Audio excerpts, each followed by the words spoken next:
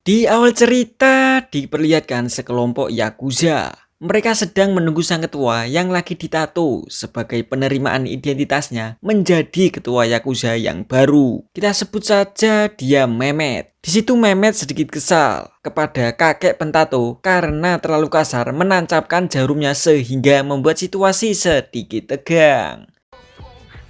What the fuck you doing? What did you just say, old man? No, you didn't just disrespect me. Tak lama kemudian, ada salah satu anak buah Mehmet yang mengasih sebuah surat dari seseorang untuk Mehmet yang berisi sebuah pasir hitam. Membuat kakek Tato sangat terkejut. Kakek Tato memberitahu mereka, ini adalah sebuah pesan dari seorang ninja. Karena dia dulu pernah melihat sendiri orang yang mendapat pesan pasir hitam pasti akan mati. Mereka tidak ada yang percaya sama omongan kakek Tato. Sampai di mana terjadi seperti ini.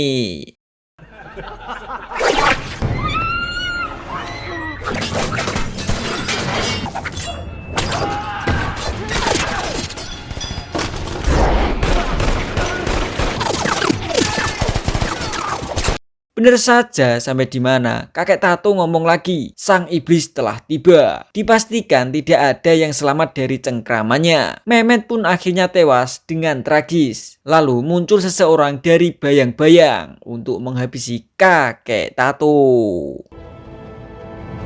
You cannot reason with it because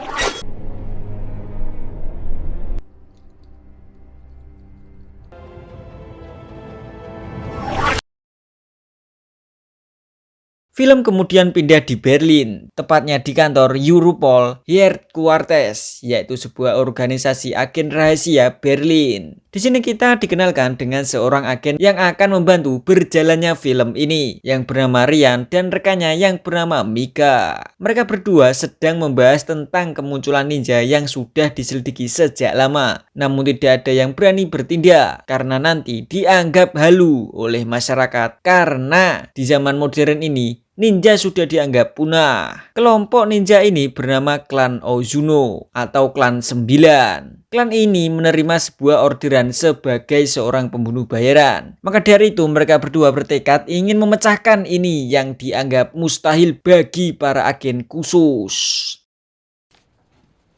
This is Delgado. it's laptop, space shuttle, nanotechnology. You remember the Tomo Shigeya been paid to the Azunu clan for the Yakuza massacre. And bingo, Russian Prime Minister Zhukov. This whole thing just doesn't make sense in the modern world. Lalu kita pindah di sebuah tempat laundry. Di sini kita dikasih tahu tokoh utama kita yang bernama Raizo. Ia lagi santai mau nyuci baju. Tiba-tiba ada seorang cewek tak dikenal. Dia minta uang untuk mencuci bajunya. Teman bukan, pacar bukan, istri apalagi. Tanpa basa-basi, Raizo langsung menanyainya. Dari klan mana dia berasal? Raizo ini adalah seorang ninja, guys. Di sini kita juga dikasih lihat betapa brutalnya dan dinginnya Raizo saat menghabisi cewek tadi yang diketahui juga seorang ninja. What clan are you from?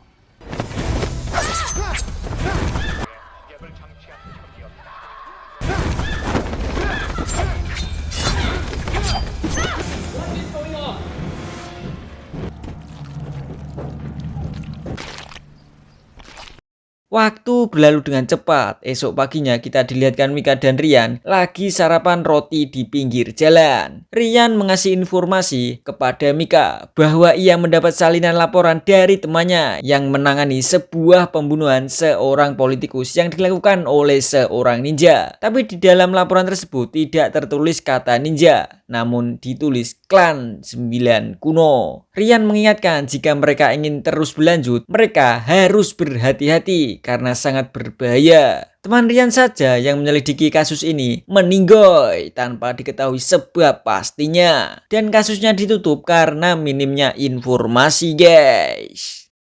Lanjut di Raizo yang baru sampai di kosannya. Ia disapa oleh pemilik kos tersebut dan memberitahu bahwa pemanas di kamar Raizo sudah diperbaiki. Habis itu kita dilihatkan di kamar Raizo banyak sekali senjata ninja yang disembunyikan. Kemudian kita juga dikasih lihat masa lalu Raizo pada saat masih kecil. Di situ Raizo kecil mendapat pelajaran menjadi seorang ninja, bahwa seorang ninja dituntut harus fokus pada saat mengintai dan memburu mangsanya, ibarat seperti burung hantu di malam hari. Mengamati tanpa suara, mengikuti tanpa jejak. Fokusmu adalah benang yang menghubungkan senjatamu dengan leher lawan. Beda. Kepala klan yang bernama Ozuno, ia sangat tegas dan mengerikan. Ia juga memberi contoh saat seorang ninja terluka, ia harus bisa menyembuhkan diri sendiri dengan sebuah teknik ninjutsu. Ozuno juga melatih fisik mereka semua dengan keras agar menjadi seorang ninja yang tahan banting jika nanti mereka sudah resmi bertugas menjadi seorang ninja profesional. Ketika Raizo dilatih langkah senyap oleh Ozuno, kita dikasih lihat betapa kerasnya Ozuno melatih Raizo tanpa belas kasih. Salah sedikit langsung dipecut. Saya melihatnya nggak tega guys. Tapi gimana kalau nggak dilatih dengan keras? Maka tidak akan lahir seorang ninja yang sangat hebat di masa yang akan datang. Suffering exists.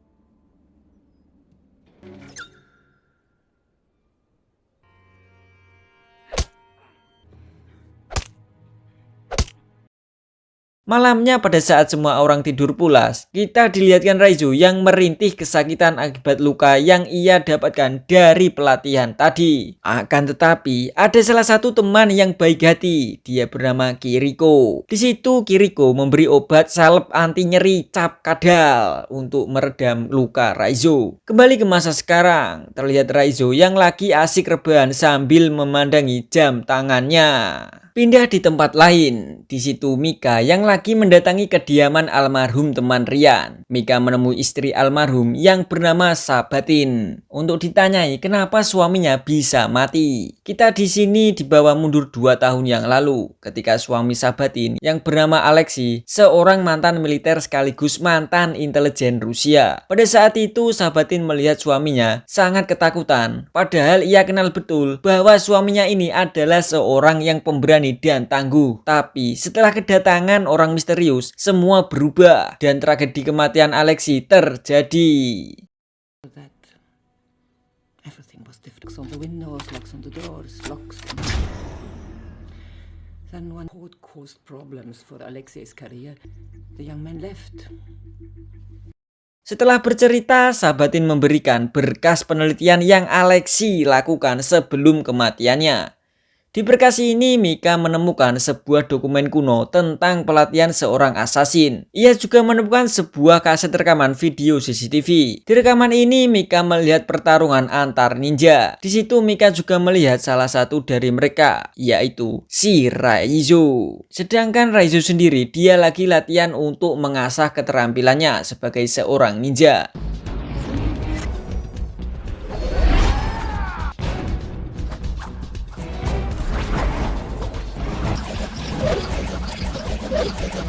Lalu kita dilihatkan ketika Raizo sudah beranjak dewasa. Di situ sedang diadakan latihan tanding antara Raizo dan temannya yang bernama Takeshi. Di dalam latihan ini, Raizo kalah melawan Takeshi sehingga membuat Raizo dihukum sama Ozuno sampai berteriak kesakitan.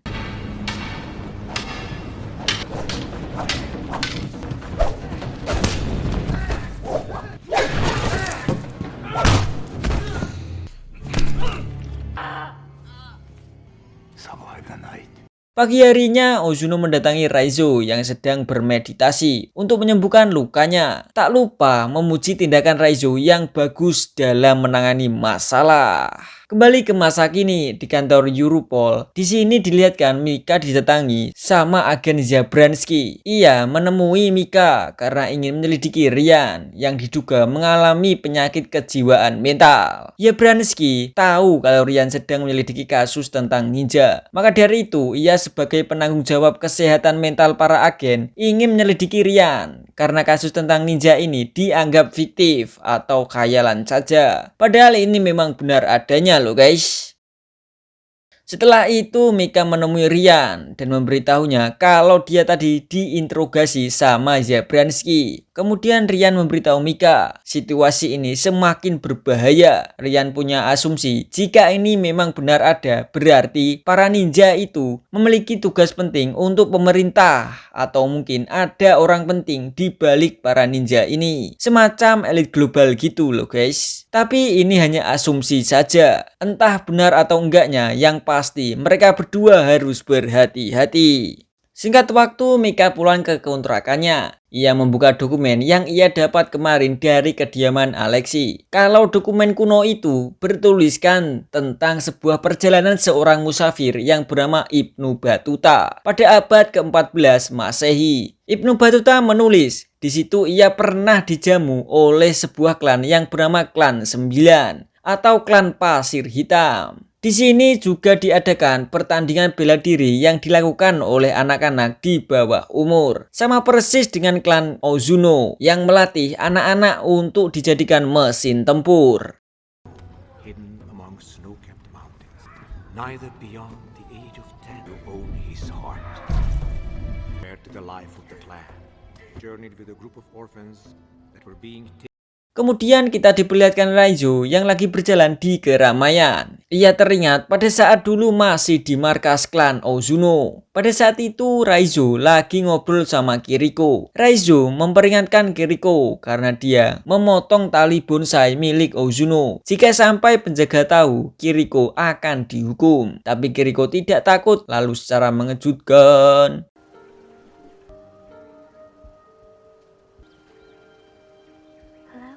tiba-tiba Kiriko memeluk Raizo untuk mendengarkan detak jantungnya. Setelah itu Kiriko bilang kalau jantung Raizo sangat senang bertemu Kiriko. Benih cinta mulai tumbuh nih guys. Maju kembali ke zaman sekarang. Raizo yang lagi latihan melempar shuriken dengan presisi dan akurat sambil matanya ditutup untuk melupakan kemarahannya karena ia lagi kangen sama Kiriko. Balik lagi ke zaman dulu, pada saat Raizo sparring melawan Takeshi. Di situ mata Raizo juga ditutup untuk melatih indranya agar bisa bertarung di kegelapan dengan akurat. Di titik ini Raizo sedikit kewalahan, namun setelah mendapat arahan dari Master Ozuno, akhirnya Raizo bisa mengendalikan dirinya dan membuat Takeshi jadi seperti ini.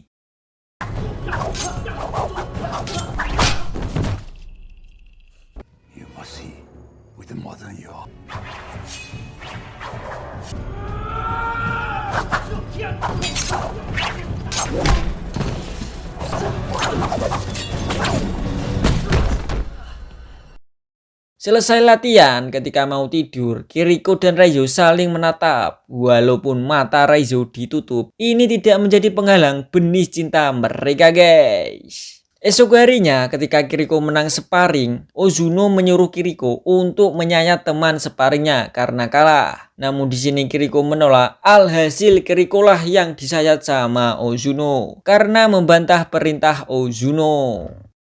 Setelah latihan, Raizo mengendap-endap keluar menemui Kiriko yang dikurung karena melanggar perintah Ozuno. Raizo kesini ingin mengasih minum sambil mengingatkan Kiriko agar nanti tidak terulang lagi. Kiriko yang terlihat sudah muak dengan semua ini cuma bilang, udah santai aja, gua sudah ngerti konsekuensinya. Beberapa hari setelah itu terlihat Kiriko yang lagi mengasah cakar besi agar semakin tajam dan tidak karatan. Malam harinya ketika semua orang tertidur disertai hujan lebat, Raizo ngeh kalau Kiriko mau kabur dari tempat ini. Raizo kembali lagi mengingatkan Kiriko jika perbuatan Kiriko diketahui penjaga akan berakibat fatal bagi Kiriko. Namun di situ Kiriko sudah bulat ingin kabur. Ia juga mengajak Raizo, tapi Raizo menolaknya guys. Karena Raizo nggak mau, Kiriko lekas pamit ke Raizo dan segera pergi dari tempat ini.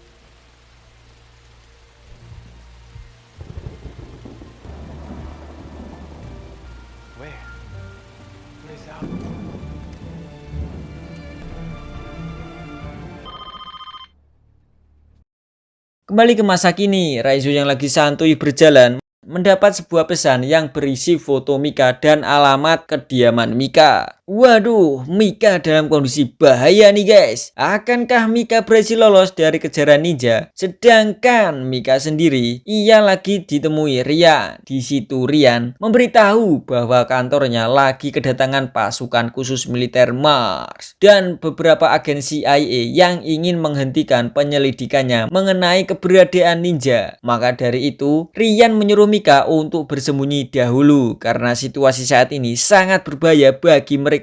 Semakin kesini semakin menegangkan nih guys. What's happened? Right now, I've got internal affairs tearing the place apart. Talking about losing my job. Take this. Ryan?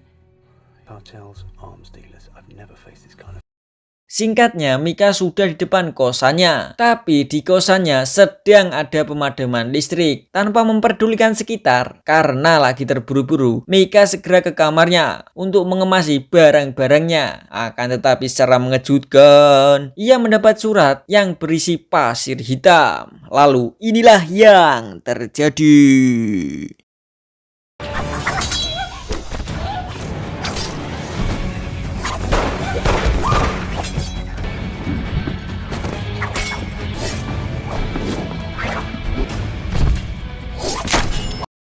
Mika diserang oleh ninja, namun ada ninja lain yang menyelamatkannya. Alhasil, duel antar ninja berlangsung dengan sangat sengit di balik gelapnya ruangan kosan yang mati listrik. Ketika salah satu dari mereka berhasil ditumbangkan, Mika ditawari perlindungan nih sama ninja baik, antara lain adalah Raizo. Di sini Mika mengenali Raizo dari rekaman CCTV tempo lalu. Habis itu, Mika juga memberitahu bahwa ia tahu tentang ninja yang dipekerjakan oleh pemerintahan sebagai pembunuh bayaran atau siapapun yang memiliki emas 100 kilo untuk bayarannya. Sebelum menjelaskan lebih detail, mereka harus pergi karena kedatangan para gerombolan ninja yang memburu Mika. Tak lama para ninja datang, akan tetapi Raizo dan Mika sudah pergi. Di sini terungkap bahwa Raizo mengkhianati klannya sendiri. Lalu film mundur pada saat Kiriko ketahuan melarikan diri. Alhasil Kiriko ditangkap. Keesokannya Kiriko dieksekusi atas perbuatannya karena melarikan diri dari klan. Raizo yang melihat sangat kesal, akan tetapi dia tidak bisa melakukan apa-apa guys. Weakness compels.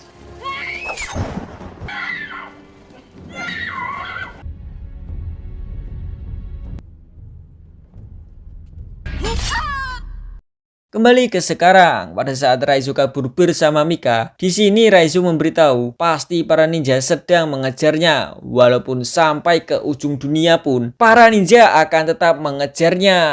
Mika yang agak takut dengan Raizo, ia mencoba mengakrabkan diri dan berkenalan. Setelah saling kenal, film kembali mundur pada saat pertama kali Raizo diberi misi untuk membunuh seseorang yang hanya bermodalkan informasi orang tersebut memakai jam tangan emas. Dengan cepat Raizo menemui orang tersebut dengan menggunakan pisau. Raizo menojos lehernya sehingga baku hantam pun terjadi.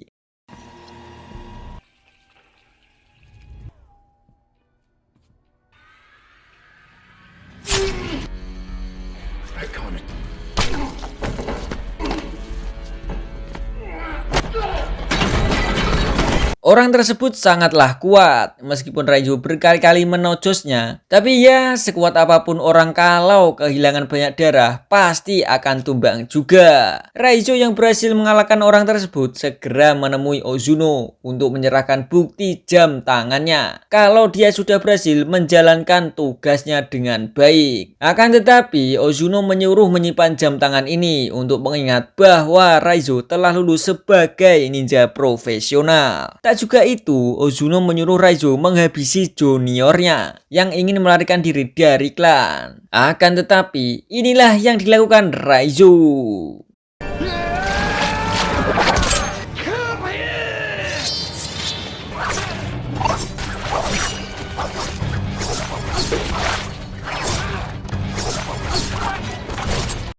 Raizo menyerang Ozuno karena sudah muak atas apa yang ia lakukan, sehingga memicu baku hantam sampai membuat Raizo luka parah dikeroyok rekan ninjanya. Lebih naasnya, Raizo terjatuh dari atas gedung, tapi untungnya ia terjatuh ke dalam kolam.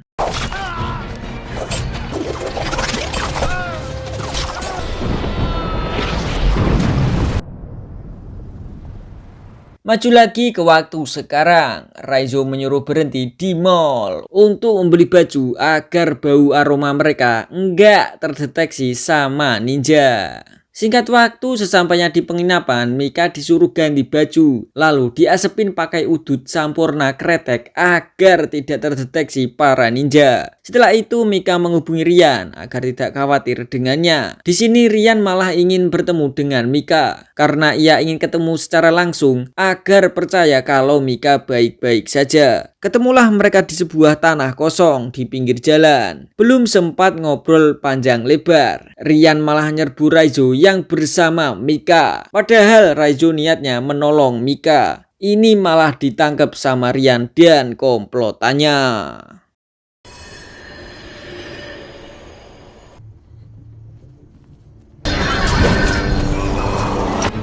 What are you doing?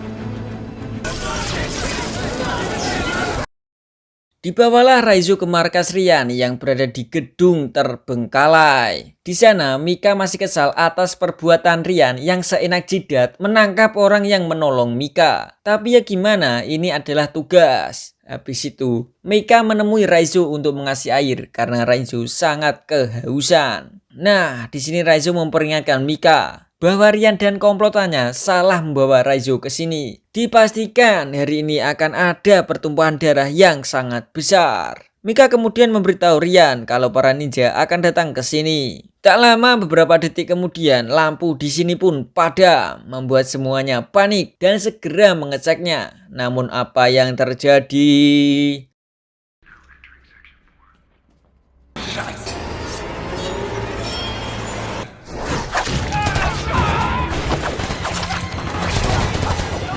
Beneran saja, para ninja sudah ada di sini, membuat tempat ini menjadi medan tempur perang sarung, guys.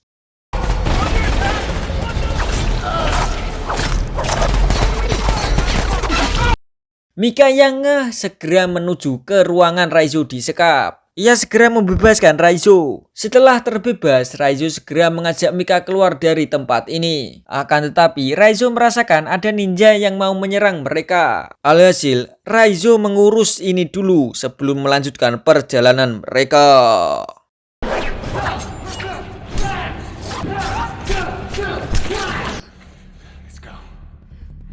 Setelah selesai, Raizo dan Mika melanjutkan perjalanannya lagi. Namun lagi-lagi, Raizo merasa ada para ninja yang mau mengajaknya salam olahraga. Sehingga menyuruh Mika pergi duluan. Sedangkan Raizo sendiri mau salam olahraga dulu, guys. Salam olahraga.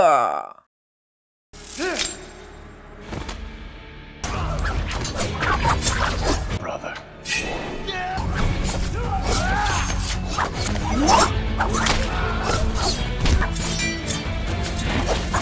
Raizo dengan brutal membantai mereka dengan taijutsunya, membuat para rekan seperjuangannya dulu tumbang satu persatu. Akan tetapi pasukan ninja sangatlah banyak, kayak nggak ada habis-habisnya, membuat Raizo memilih kabur terlebih dahulu.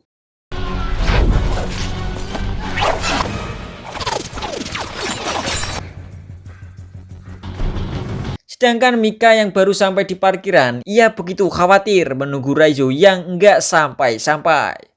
Padahal Raizo berusaha mati-matian ingin meloloskan diri dari kejaran para ninja yang tidak ada habisnya. Kembali ke Mika, ia tiba-tiba mendapat serangan dari salah satu ninja sehingga membuatnya sangat panik sekali. Dengan terpaksa, Mika tancap gas pergi meninggalkan tempat ini.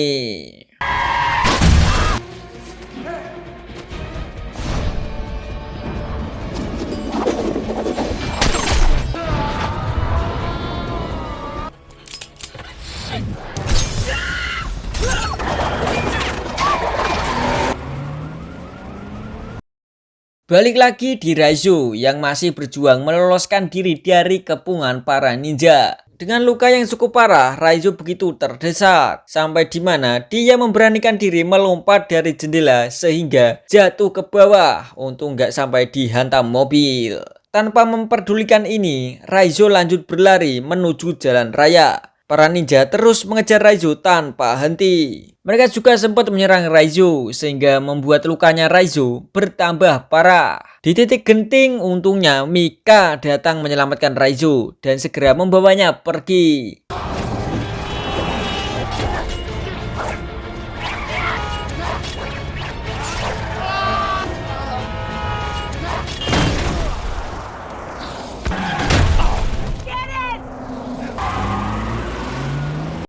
Pada saat Raizo pingsan, Mika dihubungi Ryan. Ia menanyakan lokasi Mika. Akan tetapi Mika tidak memberitahunya, lalu segera mematikan ponselnya. Singkat waktu ketika dilihatkan Mika yang lagi habis mandi, ia juga melakukan ritual merokok udut sampurna kretek agar menghilangkan baunya. Tak juga itu, Mika menyalakan GPS-nya sehingga membuat markas Europol bisa mendeteksi keberadaannya. Tak lama dari itu, para ninja datang ke penginapan. 10 menit setelah kejadian, agen Europol datang ke sini yang hanya ada Mika saja. Sedangkan Raizo dibawa pergi sama para ninja. Yang ternyata Raizo berada di sebuah ruangan kotak sempit yang berjalan. Singkat cerita, Raizo sebenarnya tadi dikirim ke markas klan 9 atau klan Ozuno. Ia di sana diberi wejangan dulu sama Ozuno karena Raizo sebagai anak yang membangkang harus dihukum. Sungguh sayang bakat Raizo disia-siakan. Andai saja Raizo nggak berkhianat, Raizo pasti akan menjadi penerus ketua klan. Karena nasi sudah menjadi bubur, Raizo harus menerima konsekuensinya, yaitu dihukum mati.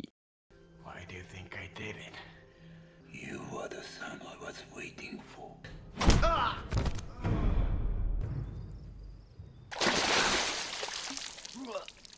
Pada saat mau pelaksanaan hukuman mati, Raizo disiksa dulu sama Ozuno sampai mutah.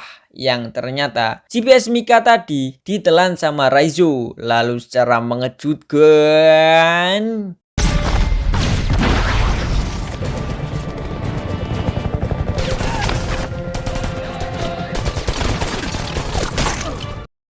para Europol menggerebek klan 9 sehingga pertempuran pun tak bisa dihindari. Mika yang ikut ke sini segera membebaskan Raizo yang terikat agar Raizo bisa membalaskan dendamnya atas apa yang selama ini Ozuno lakukan padanya. Dengan bantuan para agen Europol, Raizo dengan mudah memberantas kejahatan klan 9. Lanjut ke dalam, Raizo menemui rivalnya yaitu si Takeshi.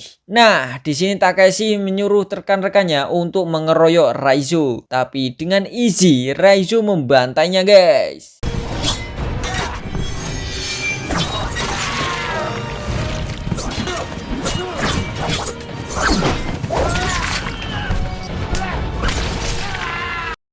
Sedangkan di luar, pertarungan masih berjalan yang didominasi dari pihak Europol. Kembali ke dalam, giliran Takeshi ini yang diajak duel baku hantam demi membuktikan siapa yang paling kuat di antara mereka berdua. Akan tetapi pertarungan ini dimenangkan oleh Raizo, guys. Do you remember the sound?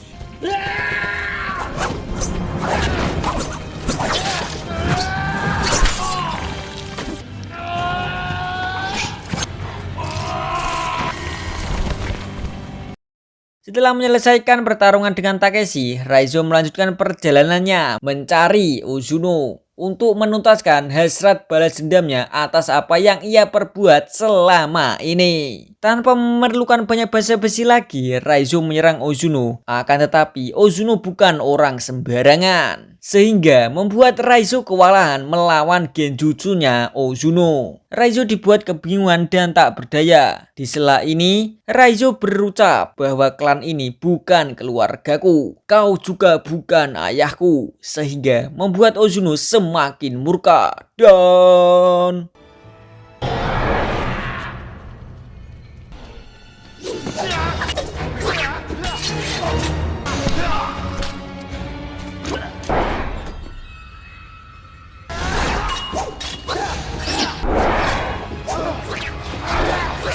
Ozuno dengan membabi buta menyerang Raizo, tapi Raizo bisa sedikit mengimbanginya. Tapi tetap saja Raizo terkena tebasan. Di titik genting ketika Raizo mau kalah, tiba-tiba Mika datang membantu Raizo. Namun Mika salah orang, yang dilawan bukan orang sembarangan. Dengan cepat Ozuno menghilang. Lalu inilah yang terjadi. Mika ditojos dari belakang sama Ozuno. Raizo yang melihat ini begitu murka sehingga membangkitkan kekuatan genjutsunya membuat Ozuno terkejut. Dan inilah akhirnya.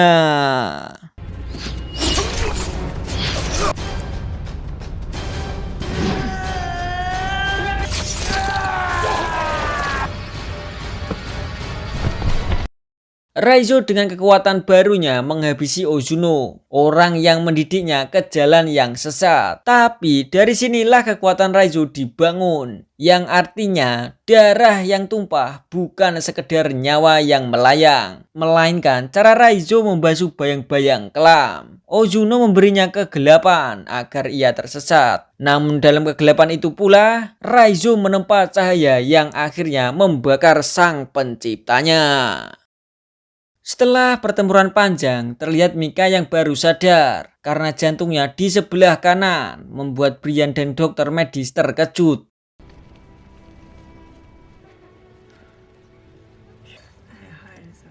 Esok harinya Raizo yang masih di tempat ini, ia mengenang saat-saat dulu lagi bersama Kiriko yang mau melarikan diri. Setelah itu Raizo melakukan apa yang dilakukan Kiriko dulu saat mau melompat dari tembok untuk kabur menghirup kebebasan. Lalu film pun tamat. Dari perjalanan cerita ini saya mendapat pelajaran. Mendidik dengan cara yang salah adalah seperti memaksa sayap burung untuk patah agar ia tak pernah terbang. Namun ingatlah, kebencian yang lahir dari kepatahan itu suatu saat akan menjadi badai yang meruntuhkan rumah tempatnya bernaung. Berhentilah memangkas mimpinya, mulailah menjadi langit tempatnya pulang. Obati luka yang pernah kau torehkan dengan pengakuan dosa dan kasih sayang yang tulus. Sebab hanya ketulusan yang mampu meredam badai menjadi angin tenang. Dan hanya ruang untuk terbanglah yang akan membuatnya kembali ke sarang tanpa rasa dendam. Oke, saya Arso pamit undur diri. Mohon maaf kalau ada tutur kata saya yang salah. Cukup sekian, terima kasih. Oh ya, jangan lupa nonton video saya selanjutnya ya guys. Wassalamualaikum warahmatullahi wabarakatuh. Check out. Jangan lupa subscribe ya guys.